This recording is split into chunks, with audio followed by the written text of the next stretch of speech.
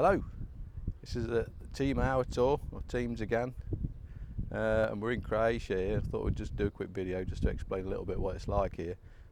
So Croatia is one of the old Eastern Bloc countries, so you might think that it might maybe a little bit run down, but that's not the case at all. It's a very modern country.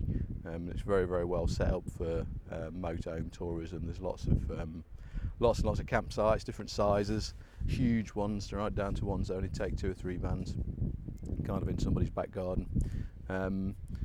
You can't really wild camp here. That's one thing they're pretty keen on. You know, a lot of the economy of this country, which used to be quite a rich country for the old Yugoslavia, is based on tourism. So they're pretty keen. Apparently, we've never actually tried it, but we've sort of heard the usual stories about the police are keen on making sure you don't free camp.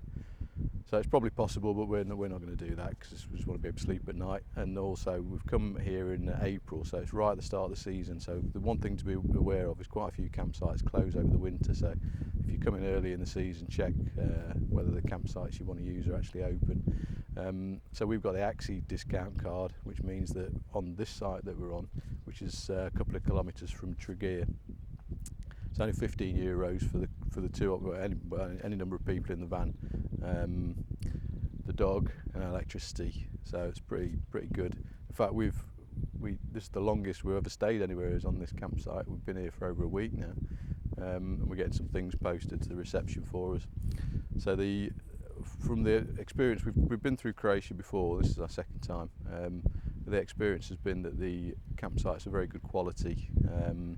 So the toilet blocks, for example, you know, generally very good.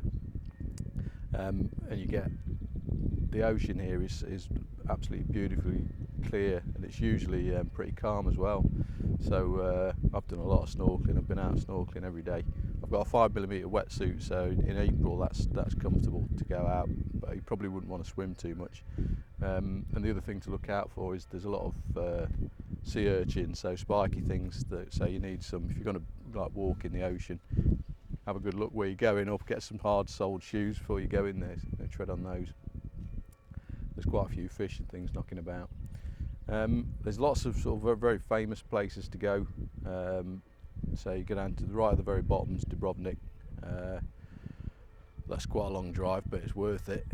The only thing to note there is you can't actually park your motorhome anywhere near the town, so you're going to need to get a bus in, which isn't generally a problem. But we've got the dog, and so we can actually get into the town. But it's just fantastic, as I'm told. It looked great from outside. And then there's numerous waterfalls to go to. So what Charlie's up to. There's the Kirker waterfalls and the Plitvice waterfalls to go to. We've only been to the Plitvice ones, but they were very impressive, beautiful part of the world. And the Kirker waterfalls that I think we'll go to next. And then there's lots and lots of old towns that have been occupied by lots of people over history, so you've got Venetian influences and stuff like that. So we went to Hvar, and Hvar town used to be an old town of Venice. So there's old St Mark's, was it Mark's? Well, he had a line, didn't he? The winged line of St Mark, still up on the side of the buildings. The food here is pretty cheap as well to eat out. It's good quality food and not particularly expensive. It's not as cheap as Spain by any stretch of the imagination, but it's still pretty good. We went and ate out in a restaurant that was far posher than we meant to, and we had a very big meal for the two of us, including drinks. Came to about £25. So you can get it much cheaper than that. So yeah, I think that's about it. Anything else to say about it? No, that's it. So if I had to sort of rank the countries in terms of chilled outness, I'd probably go with Greece first, because it's very similar to this, only you can free camp, which I like. It's a lot cheaper. And then the next one would have to be this one. So it's really a real place to come and chill out.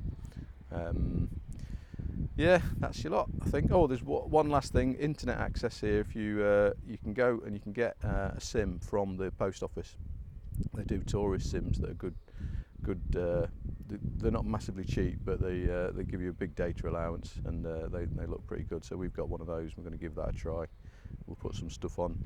the Ourtour.co.uk blog, and we'll, you can see a bit of information about what that sim's like and how it works. So there you go, that's Croatia in a motorhome.